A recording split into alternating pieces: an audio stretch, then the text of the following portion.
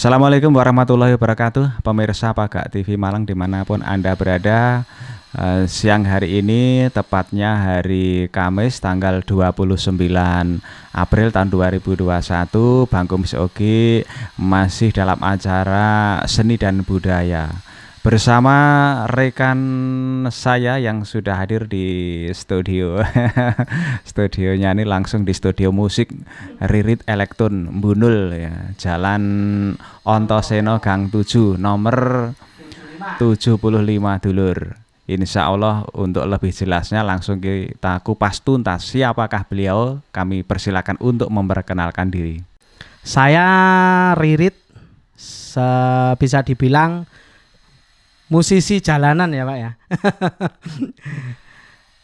Sebenarnya saya sudah lama di dunia musik ini, kurang lebih sekitar mulai kelas 2 SMP Pak. Mulai kelas 2 SMP saya sudah mulai tertarik musik dan sekolah beberapa alat musik, walaupun nggak sampai selesai. Mungkin zaman dulu mungkin beda ya dengan sekarang ya Pak ya. Mungkin musik dulu dan sekarang, kalau kita mau cari referensi musik, mungkin zaman dulu itu lebih susah daripada sekarang. Kalau zaman dulu itu kita harus nyari referensi itu mungkin beli kaset di rombeng-rombengan, bisa juga dengarkan dari radio-radio. Tapi kalau sekarang kan enak teknologi, tinggal klik aja wis selesai. Mungkin ada yang belum kenal saya ya. Saya ya sebenarnya saya ini dibilang musisi sih. Musisi tapi musisi gak resmi. Saya pekerjaan sehari-hari, saya punya usaha kuliner di daerah Jalan Raya Kalimosodo, tepatnya di daerah SKI. Kalau jenengan mau ke arah Polean, itu sebelah kanan jalan ada warung seafood Prasmanan Joko Klitian. Itu monggo bisa mampir ke tempat saya. Dan untuk usaha sampingan saya ya bermain musik teropan seperti ini. Saya seorang player elektron sekarang, player organ tunggal. Dulu saya seorang band-bandan Pak. Tapi karena kondisi yang gak mungkinan untuk bermain band lagi dan mengumpulkan personil-personil yang agak susah, jadi akhirnya kita banting setir ke organ tunggal untuk. Terima kasih Mas Ririt. Bagaimana cara menyeimbangkan antara usaha kuliner dengan seorang musisi? Kalau untuk usaha kuliner ya kebetulan saya bekerjanya itu mulai pagi sampai malam. Bagaimana saya menyikapi ketika saya ada job mungkin, atau ada harus latihan, atau harus berkumpul dengan teman-teman musisi. Kebetulan saya sudah ada yang bantu di usaha saya. Ada adik, ada rewang saya juga, ada Jadi saya bisa menyempatkan waktu. Nah, itu pun terjadwal dan terstruktur. Kalau saya kan misalnya mau bertemu atau berkumpul atau berlatih musik atau ada job, itu kan rata-rata mereka ada tanggal-tanggal. Hari ini gitu. Jadi nanti bisa kita kondisikan, kita jadwalkan lagi untuk itu. Jadi menurut saya sih tidak ada kendala untuk berbisnis dan bermain musik itu. Menurut saya, apalagi saya wira swasta sendiri ya, tidak terikat dengan kantor. Jadi fleksibel sekali untuk waktunya yang bisa kita atur-atur sendiri itu. Yang penting tidak mendadak, dan kadang-kadang kan mereka teman-teman juga tahu, paham, dan user pun kadang-kadang juga nggak mendadak. Andai kata mendadak pun kita sesuaikan dengan kondisi yang ada. Yang pasti intinya fleksibel. Untuk musiknya sendiri ini beraliran pop, band, dangdut, keroncong, atau semua bisa? Kalau saya untuk saat ini sekarang, semua aliran musik saya dalami. Dan alhamdulillah, meskipun kita masih taraf belajar ya, tapi alhamdulillah sudah bisa melayani berbagai alternatif genre musik tuh. Untuk pop, dangdut, jazz, mungkin bahkan musik kayak musik Meksiko, musik dance, musik rumba itu pun juga saya pelajari sama saya. Dan alhamdulillah setiap event pun juga sering ada permintaan request seperti itu. Intinya all round lah ya, semuanya bisa. Semua bisa. Untuk Mas Ririt sendiri ini keahliannya sebenarnya di keyboard atau kendang atau seruling atau biola atau saksofon. Kalau saya alhamdulillah ya, mungkin bisa dikatakan kelebihan atau kekurangan saya juga bisa. Alhamdulillah semua alat musik saya bisa menguasai. Bahkan dulu waktu main band juga pernah, ini sisa-sisa band-band dulu waktu ngeband dulu, salah satunya juga piala-piala seperti ini. Ini dulu ada The Best gitar, saya juga pemain gitar dulu. Saya juga pemain saksofon, saya pun juga pemain biola, saya juga pemain, intinya belajar Pak, intinya belajar, kemauan insya Allah pasti bisa gitu. Sebetulnya alat musik itu pada dasarnya basicnya itu sama ya, makanya insya Allah kalau dipelajari dengan tekun pun apapun jenis alat musiknya insya Allah bisa. Yang saat ini saya lebih fokus ke keyboard dan biola. Kebetulan saya juga ada band, masih mengisi sebuah band alhamdulillah sudah punya nama di Malang. Mungkin ini genrenya rock alternatif untuk band supporter, lebih cenderung kayak gitu. Itu saya juga main vak ke biola sama keyboard. Untuk gitar sama saksofon sudah saya tinggalkan. Luar biasa pemirsa, punya bakat di bidang musik dengan segala jenis musik insya Allah, dan sekarang spesialis di keyboard dan biola.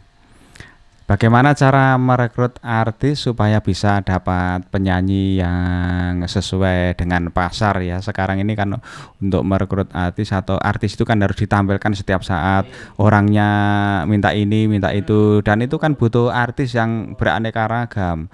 Artisnya ya otomatis apa sih sekarang ini sing cantik-cantik atau yang gimana ya.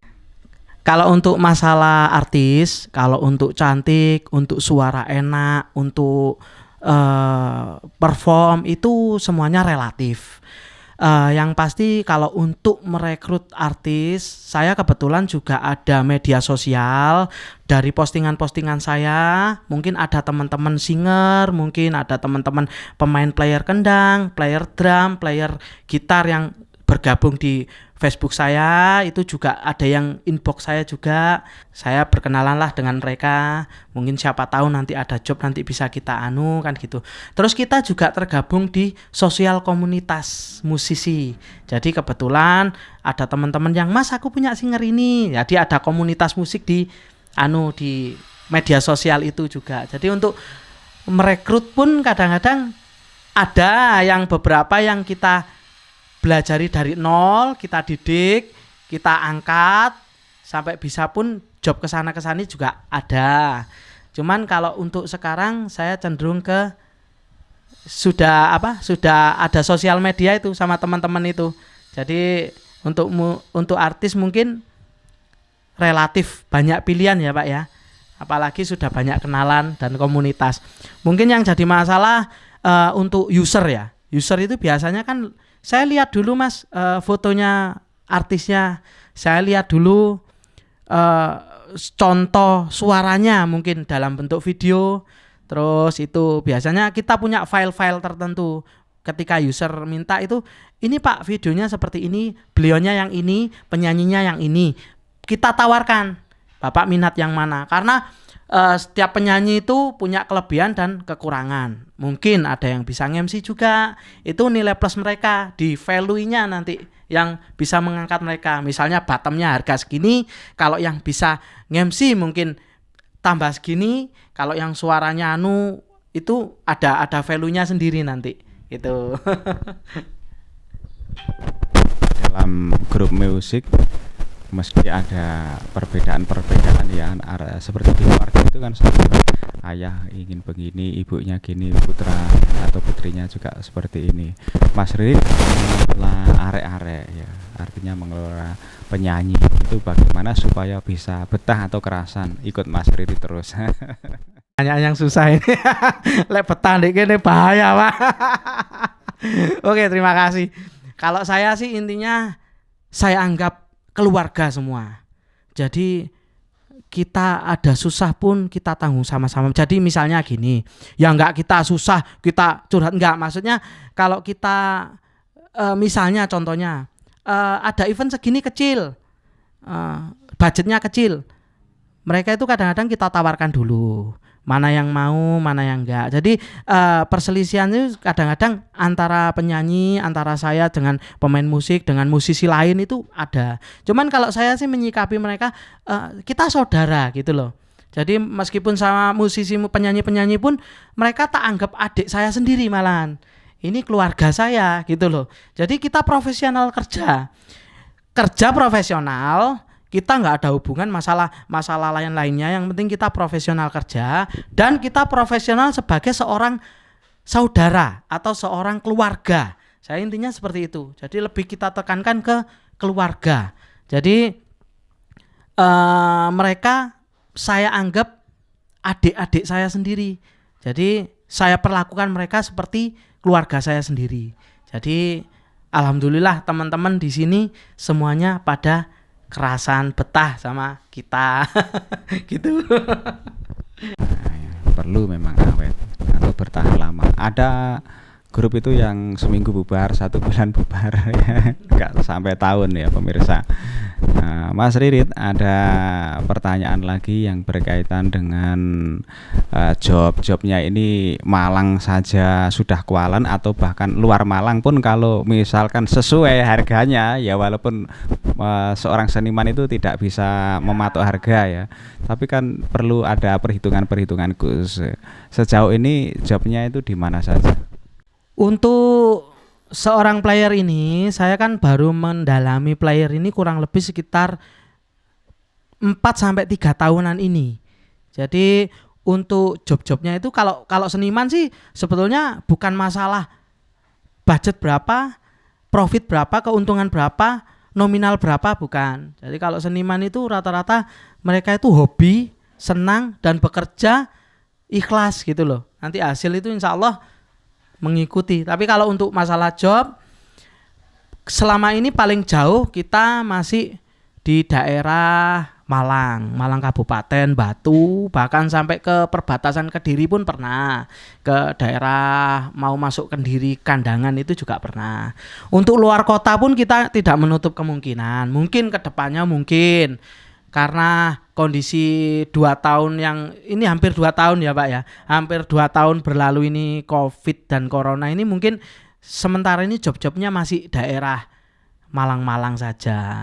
Dan bahkan yang Malang yang terlalu ketat pun kita masih ada gitu loh Pak. Cuman yang rame cenderung ke kabupaten. Tapi kalau untuk masalah job kemana, kita fleksibel gitu. Jadi nggak harus ke Malang saja. Nah, kalau misalnya ada yang teman-teman dari Probolinggo, dari Pasuruan, ada yang butuh, monggo nanti bisa calling saya. Begitu. Mas Ririt kan seorang seniman musik ya. Sekaligus mungkin kadang-kadang juga bisa menyanyi dan harus bisa ya. Pulang ke rumah pernahkah diomeli mungkin anaknya atau istrinya? Kan tidak mesti selesai job jam sekian langsung pulang. Kadang-kadang di jalan masih ngopi dulu atau kegiatan yang positif, tetapi yang namanya rumah atau yang di rumah belum tentu menerima. Ini bagaimana? Memang masalah dasar ya Pak ya. Kita dalam memanajemen sesuatu pun butuh yang namanya kepercayaan. Jadi alhamdulillah semua keluarga saya, orang tua, baik siapapun, anak saya semuanya, istri, itu semuanya support 100% sama saya. Dan beliau tahu kegiatan saya itu seperti apa. Jadi ketika kita manggung sering kita ajak. Tapi karena alhamdulillah saya sendiri kan intinya kalau bekerja itu profesional, wis nggak aneh-aneh gitu loh. Jadi los saja, percaya nggak ada masalah gitu dengan keluarga. Yang penting bagaimana kita bisa meyakinkan keluarga itu. Mungkin dengan pulang dengan hasil juga salah satunya itu kan kita ibadah untuk bekerja juga. Itu mungkin salah satunya. Alhamdulillah semuanya dalam keluarga support dengan apa yang saya lakukan. Itu. Alhamdulillah. Pemirsa, ini ada pertanyaan yang cukup menggelitik. Kira-kira sudah menghasilkan apa saja selama bermain musik ya, mulai dulu sampai sekarang. Kadang-kadang datang terlambat tapi alhamdulillah keluarganya bisa menerima. Kalau untuk dapat apa ya Pak ya? Semuanya kayaknya sudah dapat, alhamdulillah. Ya walaupun nggak seberapa, yang penting yang paling utama menurut saya pengalaman yang saya dapatkan itu. Kalau masalah apa jadi apa itu wis urusan lain dengan rezeki ya itu ya. Kalau saya sih yang paling utama yang saya dapatkan itu yang satu itu pengalaman. Terus yang kedua itu saya tambah keluarga, tambah saudara, itu yang utama. Terus saya juga alhamdulillah banyak orang yang dulu tidak tahu siapa sih ini jadi sedikit ada yang ngerti gitu. Oh ini. Otomatis kan orang tua jadi kebawa. Misalnya kalau di kampung sedang ada acara misalnya, saya bantu. Loh, iki anaknya sapa? Lah kan malah gitu. Jadi intinya itu yang saya bisa membuat bangga keluarga, bisa membuat nama baik orang tua juga mungkin salah satunya. Dan yang paling utama itu pengalaman yang sudah saya dapatkan, itu yang utama. Nggih, gitu. Pernahkah pada saat job itu sudah jadi harga sekian, kemudian dibatalkan, orangnya mengambil job lain, bahkan job itu sudah jadi dan main tetapi tidak dibayar, mungkin ada suatu apa atau kurang puas atau ada sesuatu sehingga istilahnya tidak sesuai dengan perjanjian? Sering sekali Pak. Jadi apalagi kondisi akhir-akhir ini, tahun corona ini, kena COVID ini, itu ada kejadian banyak banget. Contohnya ada salah satu job itu sudah deal sebelum corona terjadi dan itu sudah transfer beliaunya. Mas saya transfer dulu, ini acaranya jadi sekian, ditransfer sekian. Suatu ketika saya bilang sama grup saya kan kebetulan main player saja. Cuman kan player itu butuh alat musik pendukung. Misalnya ada drum, ada suling, ada gitar, ada kendang. Nah itu. Nah saya ajak teman saya itu latihan waktu itu. Ini jobnya gini sudah di DP segini, tanggal sekian fix gitu waktu itu. Oke, suatu hari ya ada yang salah satu personil itu bilang gini, Mas saya pinjam dulu uangnya, nanti potong gaji misalnya gitu. Ada yang gitu. Oke, saya kasih. Nah suatu ketika orangnya yang punya job itu batalkan. Mas sepurone ya kondisi kayak gini, force majeure. Jadi kan kalau force majeure itu istilahnya kan ada tergantung perjanjian ya Pak ya.